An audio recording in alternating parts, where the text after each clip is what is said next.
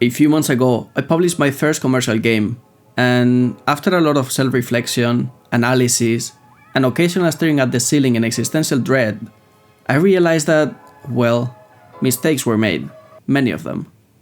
So, when I started working on my second game, I decided to try something different.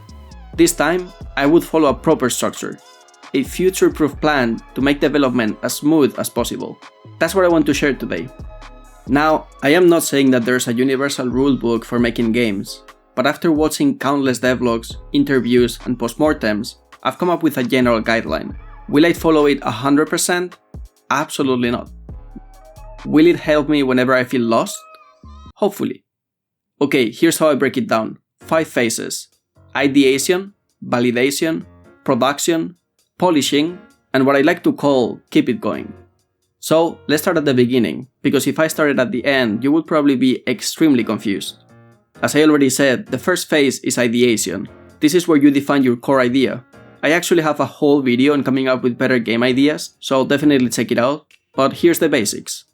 Start by looking at the games you love. The best ideas usually come from either a twist on something similar. For example, you can take an existing genre or mechanic and flip it. What if a farming simulator became a deck builder? Or what if a horror game had no monsters, just paranoia? Another option is focusing on a theme or feeling that you want to explore. Maybe you want to capture the loneliness of space, the chaos of a heist, or the satisfaction of perfectly timing an attack. Or you can go with a mechanic-first approach. If you enjoy experimenting, start with a unique gameplay system and build a game around it. Maybe movement is the core challenge. Or maybe every action has consequences that affect the gameplay in unexpected ways. Once you have that initial idea, if you're making a game just to learn or for a game jam, you can stop there. But if you plan to sell it, you will need to analyze the market. Look at similar games. What's already out there? What works and what doesn't? What do players expect from your genre? An RPG needs a story people care about. Meanwhile, roguelikes need fun mechanics that people won't get tired of. This step is all about making sure your idea is not just exciting, but also viable. Once you have that, you're ready to move forward. And the next step is getting specific. You need to narrow down your idea into concrete details. If someone asks, "Oh, what's your game about?" you should be able to explain it in a sentence or two. For example, I'm working on a roguelike deck builder, but if I only say that, it just sounds like a Slay the Spire clone. If instead I say, it's a grid-based roguelike deck builder, where you use tactical positioning and cards to beat waves of enemies and rescue your dog, I'm already highlighting some unique mechanics, like the grid-based movement, as well as an emotional hook, which is saving your dog, and the core gameplay, which is strategic positioning, deck building, and beating waves of enemies. With that description, I can already explain the idea to future players or publishers. Next, you need to evaluate your resources and needs. What tools, skills, and time do you have? What will you need to learn or acquire in order to make this game? Is it feasible? If you want to make an online 3D open world, then maybe just don't. I mean, unless you're an absolute genius or a millionaire to hire the talent required to develop such a game, in that case, go for it. But you should be realistic, and if you're lacking the knowledge or resources for a big part of the game, then you should go back to the brainstorming step. That's exactly why you won't see me making a realistic 3D game, at least not for now, because I know nothing about 3D modeling or development. So I stick to 2D pixel art games instead. Then you will want to create a game design document. Think of it as your blueprint for development. I already have a whole video on game design documents, so check it out if you want a deep dive. But in short, this document lays out everything you figured out so far. Your game's mechanics, story, visual style, target audience, timeline, milestones, and more. It doesn't need to be overly detailed at this stage. You will refine it as you go. But it should cover the big picture. Even if you're working solo, having everything written down can save you a lot of time and second guessing later on. If you need a starting point, I've got a free Notion template in my Discord server, as well as a PDF and docs versions. So, join now, link in the description. And the last step for the ideation phase would be making a prototype. It doesn't have to be pretty or anything like that. You can create it with basic shapes. In fact, most people recommend creating it with basic shapes, because that way you will figure out if the game itself is fun, or if it's just the pretty graphics that save it. But personally, I tend to at least add some placeholder assets. I think that prototyping a game using the Godot icon is psychopath behavior, not gonna lie. Once you have this prototype, you should send it to your friends, and with their feedback, we will enter the second phase, which is validation. This is the step where you will make sure your idea is solid and the project is worth investing more time into. Validation is really important to know if something is worth it or not. You could, for example, like and subscribe right now to give me some validation for this video. Sorry. In this phase, you will start adjusting the prototype based on the feedback you received. Maybe something doesn't feel right, or doesn't work as well as you expected, so this is where you fix those issues. Don't be afraid to make changes or tweak things to improve the experience.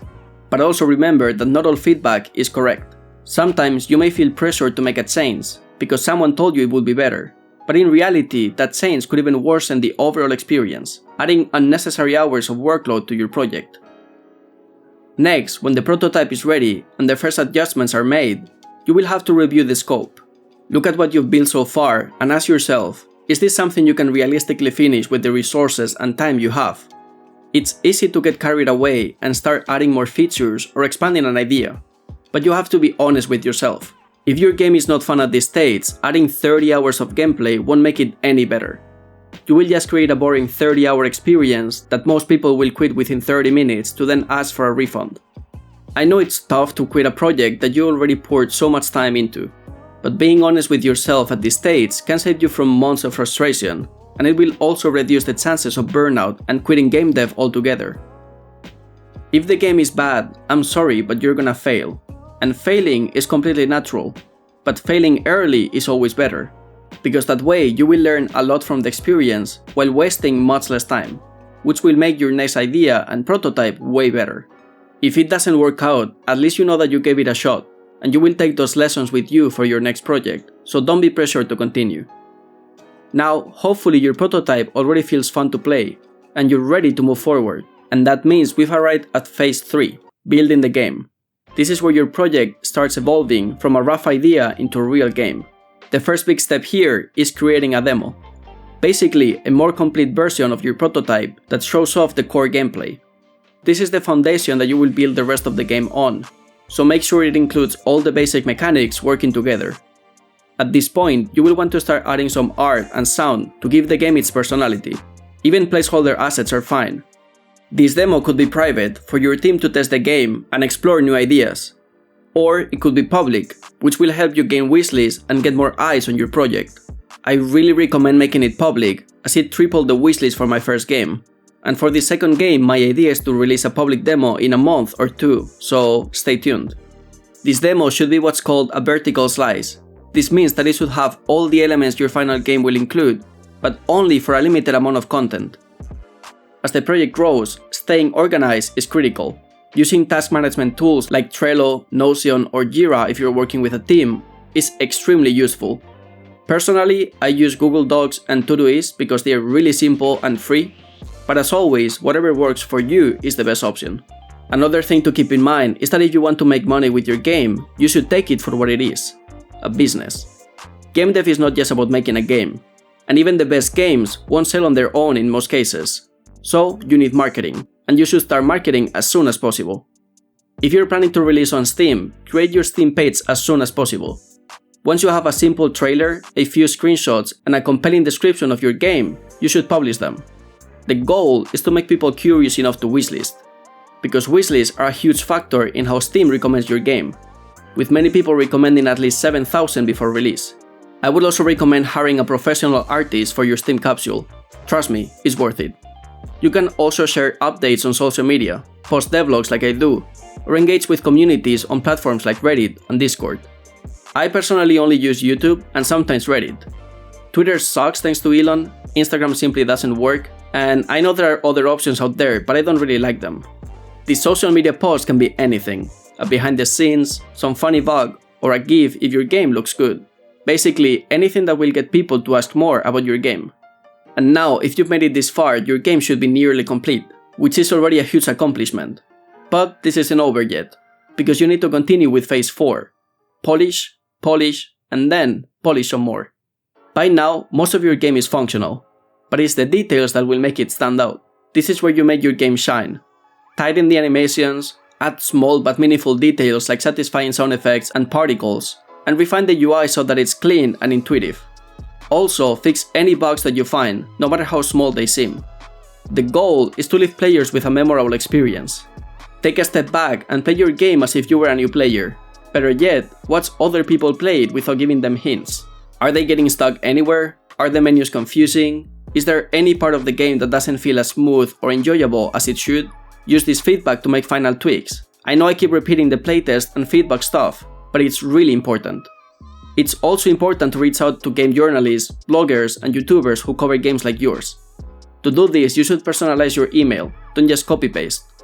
Explain why you think they will enjoy your game specifically, provide a short description of what makes it unique, and remember to attach a press kit with high-quality screenshots, your trailer, and any graphical assets that they may need, and of course a Steam key for them to check your game out.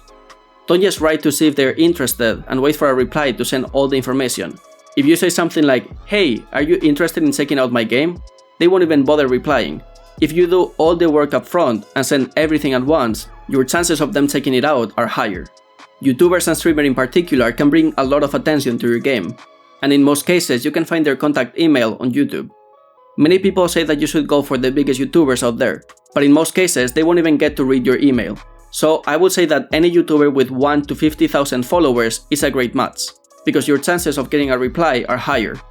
Any more than that and your chances become lower, and any less than that and they will get 100 views. You can still try, of course, just don't underestimate smaller channels. When the hype is up, make sure everything is set up for the big day. If you're launching on Steam, triple check your store, your page, pricing, release discount, etc.